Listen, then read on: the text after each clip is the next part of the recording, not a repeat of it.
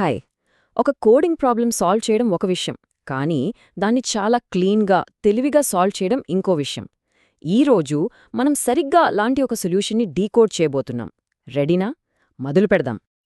అసలు ఒక కోడ్ని చూసి వావ్, ఇది చాలా బావుంది అని ఎప్పుడంటాం? జస్ట్ వర్క్ అయితే సరిపోదు కదా, అది క్లియర్గా ఉండాలి, ఫాస్ట్గా ఉండాలి, చూడగానే ఎవరికైనా అర్థం కావాలి. సో మన గోల్ కేవలం రైట్ ఆన్సర్ కాదు, బెస్ట్ ఆన్సర్ కోసం. ఓకే, ముందుగా మనం తీసుకోబోయే పజిల్ ఏంటో చూద్దాం.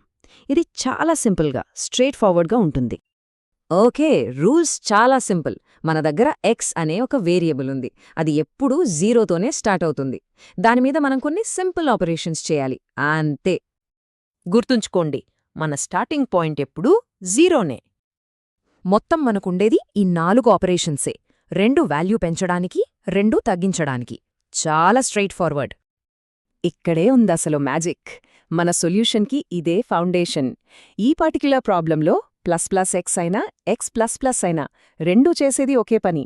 ఆ ప్లస్ సింబల్ ముందుందా వెనకుందా అనేది మనకవసరం లేదు, ఎందుకంటే ఫైనల్ రిజల్ట్ ఒకటే కదా. సేమ్ లాజిక్ మైనస్కి కూడా వర్తిస్తుంది. సరే, ప్రాబ్లం అర్థమైంది కదా.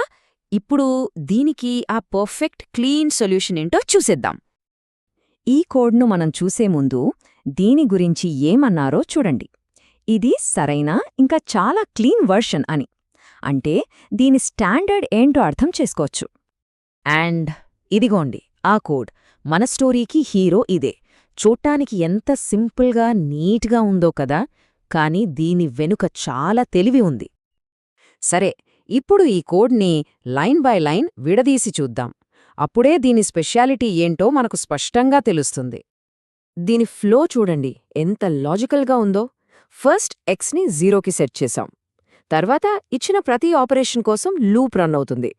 ఇక్కడే అసలు ట్రిక్ ఉంది. ఆ స్ట్రింగ్లో ప్లస్ సింబల్ ఉందా? ఉంటే 1 పెంచు, లేకపోతే 1 తగ్గించు, అంతే. ఫైనల్గా ఆ రిజల్ట్ని రిటర్న్ చేయి. Simple, powerful. ఆ కోడ్లో వాడిన టెక్నిక్ ఎన్హాన్స్డ్ ఫర్ లూప్. దీనివల్ల మనకు ఇండెక్స్ నంబర్లతో పనిలేదు. డైరెక్ట్గా లిస్ట్లోని ఐటమ్స్ని ఒక్కొక్కటిగా తీసుకోవచ్చు. పని చాలా ఈజీ అయిపోతుంది. ఈ కోడ్ బ్యూటీ అంతా ఈ ఒక్క లైన్లోనే ఉంది. Dot contains plus. ఇది 100% పర్ఫెక్ట్గా పనిచేస్తుంది.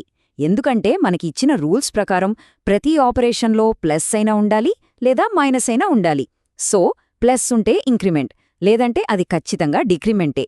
ఎంత సింపుల్ అండ్ ఎఫెక్టివ్ ఐడియా కదా. ఓకే, థియరీ బాగుంది. మరి ప్రాక్టికల్గా ఇది ఎలా పనిచేస్తుందో చూద్దామా? ఒక ఎగ్జాంపుల్ తీసుకుని టెస్ట్ చేద్దాం. సరే, ఈ టేబుల్ చూడండి. First operation ++x. ఇందులో ప్లస్ ఉందా? ఉంది. సో x వాల్యూ ఎప్పుడు 1. Next x++. మళ్ళీ ప్లస్ ఉంది. ఇప్పుడు x అయింది 2. Third operation -x.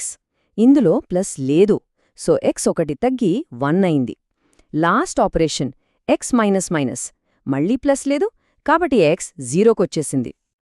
చూసారా, మన డ్రై రన్ చివర్లో ఫైనల్ ఆన్సర్ 0. కోడ్ అనుకున్నట్టుగానే కరెక్ట్గా పనిచేసింది. ఇప్పుడు కొంచెం పెద్ద పిక్చర్ చూద్దాం. అసలు ఈ కోడ్ని మనం ఎందుకు పర్ఫెక్ట్ అని పిలుస్తున్నాం?